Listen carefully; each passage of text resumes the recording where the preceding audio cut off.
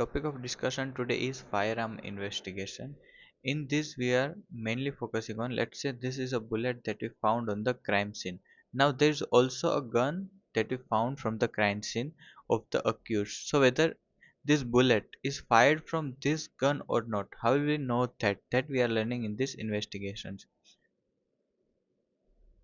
See, whenever the bullet is recovered from the crime scene, it is called a crime bullet. Now this bullet has two type of markings, the primary markings and the secondary markings. Primary markings are called class characteristics. See, in this image you can see this is a gun and it has inside rifling pattern, inside rifle inside rifling pattern.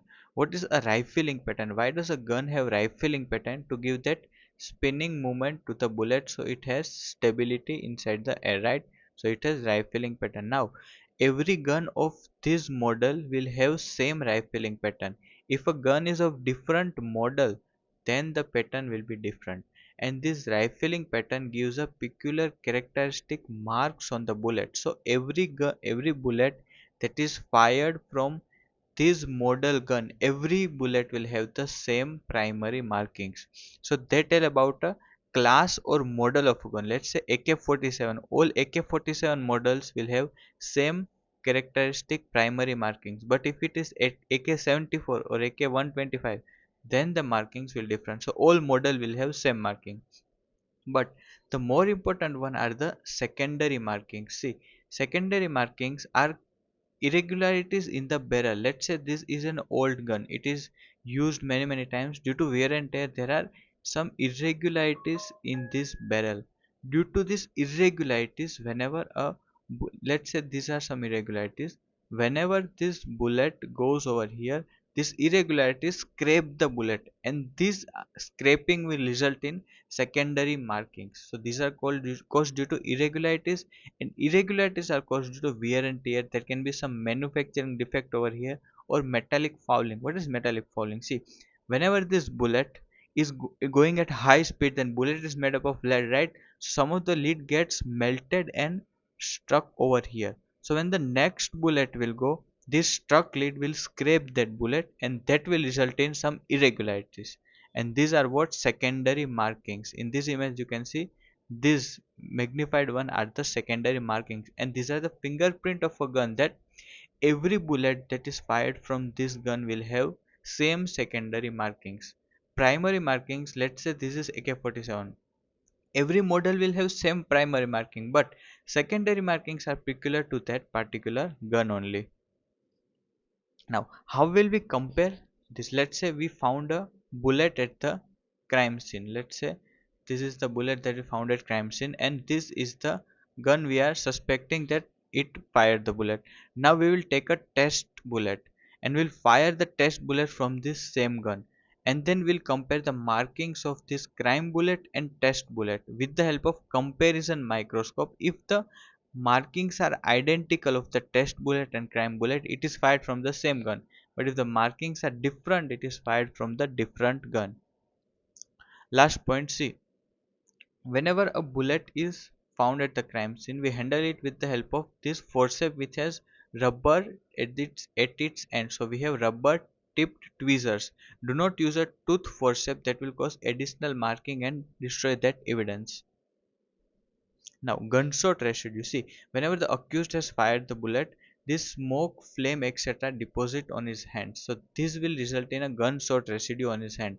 Now we have to take a swab from this area and test for this gunshot residue. But we have to be quick, as it will disappear in 3 hours. How? Because accused might have washed his hand, or this gunshot residue will fall away from his hand. So we need to be quick, and the test must be done within 3 hours. Now what are the tests? See, first test is flame absorption spectrometry. Second is Harrison-Gilroy test, then atomic absorption spectrometry, neutron activator analysis, dermal nitrate test, and SEM-ADEXA specific test. So these are the tests that test the gunshot residue on the accused hand. Now, if the gunshot residue is present on the cloth, we cannot see it, but with the help of infrared photography, we can clearly see this gunshot residue on the clothing. Now, see, these are the areas of maximum gunshot residue deposition. So the swab must be taken from there, and the 7-8 tests that I told you will test whether the gunshot residue is present in this area or not. Now, shotgun. See, in the rifle we know that only one bullet is fired at the time, but in the shotgun many bullets or many small petals are fired. And where this shotgun is used, shotgun is used to move the birds away from a specific site, etc. It is used to kill birds, etc. Now for shotgun, this is the most important page. See, whenever a shotgun fires, the bullet, all the small bullets that you saw initially will go in a combined state. So every bullet is combined initially, and then after a certain distance it starts to disappear, or sorry, it starts to disperse. So at that this point you say the dispersion is started, and at this point there is maximum dispersion. So if you see here, then there will still be many bullets that will be joined, but some of it will be dispersed initially, but at the end maximum bullets will be dispersed and only some will be going together, right? So this dispersion started here and ended over here. So you have to learn these distances. At 2 meter the dispersion starts and 4 meter the dispersion is completed. Now for other thing, this is less than 1 meter and contact shot. Here if the person is standing, this is contact shot. This is close, near and intermediate range. So intermediate range is the range of dispersion. This is near range, close range. Near range is between 1 to 2 meter and close range is less than 1 meter. And over here is the contact shot. Now when the victim is standing at any specific locations of this line, the gunshot, the wound will be different. Why? Because let's say the victim is standing over here and it is a contact shot like this, then we have a stiletto shape wound.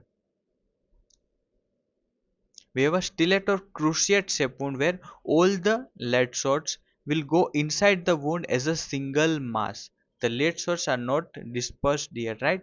So we have a stiletto wound, and we know whenever there is a contact with the skin, there is a stiletto wound. Why? Because the gas of the gas expands and it goes between the skin layers and cracks the skin. So this cracking will cause what? Stiletto shape wound. Second one is in the close range. See, whenever the close range, the bullets are still going is the same mass, right? They are not dispersed. So we have a central wound, but surrounding we have the effect of flame, smoke, and gunpowder. So we have burning, blackening, and tattooing. Now in the near range, everything is same, but this burning, blackening, and tattooing is not seen. Only the central bullet hole is seen. Now the intermediate, and this is where the concept works. See, as I told you that from here some of the shots are dispersed and some are working, some are going togetherly. So we'll have two type of wounds. First one is central hole, that is caused by the bullets which are still stuck together, and the periphery we have satellite holes or the independent petal holes. So based on the range wherever the person is standing, the central hole size will decrease and the satellite holes will increase as the dispersion increase. And if it is a distant range, then there is no two bullets together, so every bullet enters independently. So we have this type of gunshot wound. So wound will be based on the distance from the bullet where the person is standing. Now this we already know that dispersion starts at 2 meter, completed by 4 meter. So intermediate range is 2 to 4, distance is less than 4, and near is less than 2, close is less than 1, and contact. Now all this thing I told you will happen in a standard which is unchoked barrel. If the barrel is choked, then the range will increase. As in the pipe, we know when we press the opening, then the water goes far away. So whenever it is choked, the range will also automatically increase. Now in the gunshot one, there is something called ward. Now this ward is help whenever the primer blasts, the energy should be dissipated equally in this gunshot. If the ward will not be there, then the energy would have leaked over here between the gunshot. So this ward also goes out with the bullet, and it goes out up to 2 to 5 meter, and it can cause minor contusions and no fatal injuries. Now these are the gunshot wound. Now see this, here we can see that every bullet is going as an independent petal or independent wound shot. So this is a distant range. Here we can see there is one central hole and central hole, and surrounding them there are small petals. So this is a intermediate range. Now shotgun exit wound. See, shotgun is not like rifle that one bullet goes with a high velocity. Shotgun, the velocity of the bullets are comparatively less. So we don't usually see an exit wound, but the exit wound can be seen if there is a contact shot, the person is close, or thin body part, or the tangential wound. So if the wound is, let's say, tangential, then it can go out. So we can see exit shots only in these three conditions. Otherwise, a shotgun will not create a exit shot.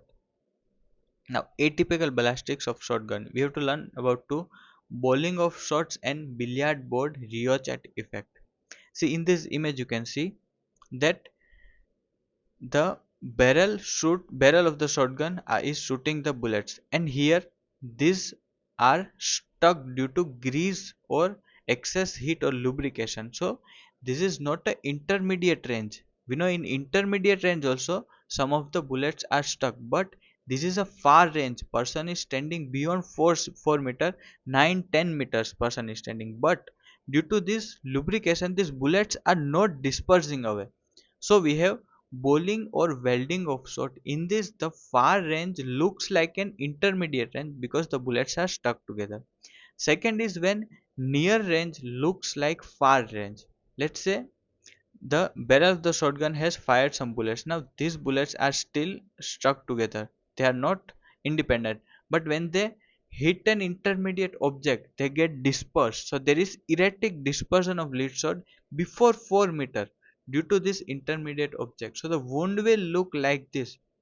So it, let's say a person is having this wound, then the investigator might assume that okay, the gun would have been 4 meter away, but no, due to this intermediate object, it can be caused due to it can be caused if the gun was less than 4 meter also, right? So this is a billiard board ricochet effect. These are atypical ballistic, and this can mislead the investigation about how much far the accused was from the victim. So we have bowling, yeah, welding of shot, and billiard board ricochet effect. Now what is Crowley shot? See, whenever there is a contact shot, the bullet will go inside the head and there will be expansion of gases. See, let's say this is the head and this is a contact shot. So the bullet are going inside as a single mass, but there is expansion of gases over here which will break this skull bone and the brain parenchyma will come out. This like this. So this is a Crowley shot where the brain parenchyma comes out and there is a skull fracture. So all this three shotgun atypical phenomena result in difficulty in range determination. We cannot for sure tell that how far the accused would have been. Now, now we are studying atypical ballistics of rifle gun. See, whenever there is an old unused gun for a long time, then this one of its bullets gets stuck inside the barrel due to any reason, due to any charges or anything. The bullet is stuck inside the barrel. Now when you fire the next bullet, two bullet comes out.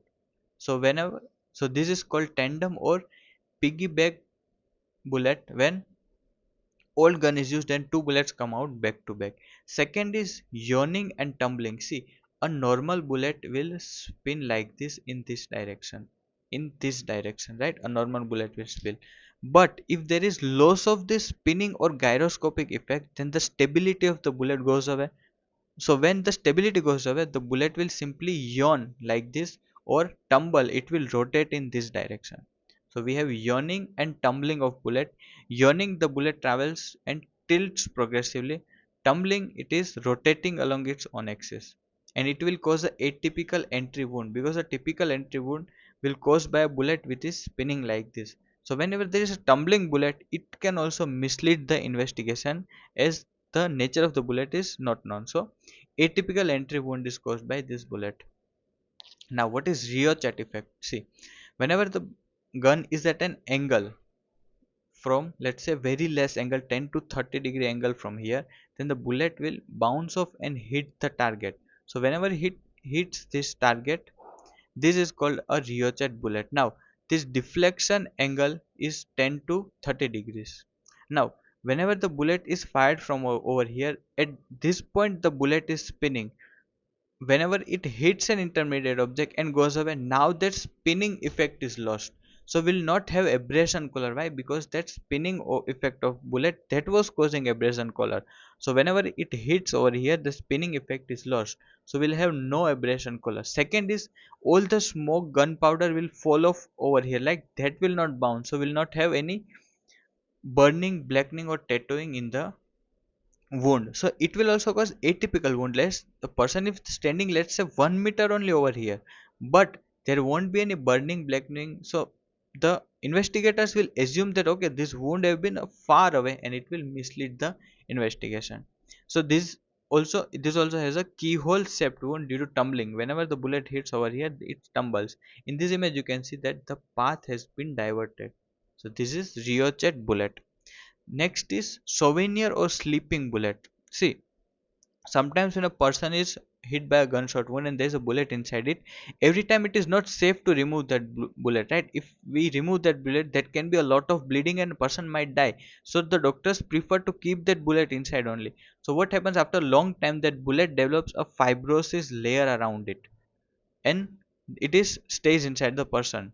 But now this can lead to this lead. Now the bullet is made up of lead, right? So the lead can leak out, and that can lead to plumbism or chronic lead poisoning. So in souvenir or sleeping bullet, the complication is plumbism or chronic lead poisoning. Now, the last one is Kennedy phenomena. See, what is Kennedy phenomena? Let's say the victim has a gunshot wound over here in the trachea. Now, when he is brought to the hospital, he needs a tracheostomy. So, what the doctor do is, in that gunshot wound, the doctor puts a tracheostomy tube for breathing. Now, the gunshot wound characteristic are altered. So, now there will be difficulty in range determination or the characteristic of that wound, and it will destroy the evidence. So this is iatrogenic. Iatrogenic means by a doctor, alteration of a gunshot wound by a doctor in a procedure. So it is iatrogenic alteration of a gunshot wound, which is called Kennedy phenomena. Last one is Rayalassima phenomena. This is whenever there is a stab wound, and in that stab wound when we put the bullet, that is called Rayalassima phenomena. It was used by earlier Naxalites to mislead the investigations.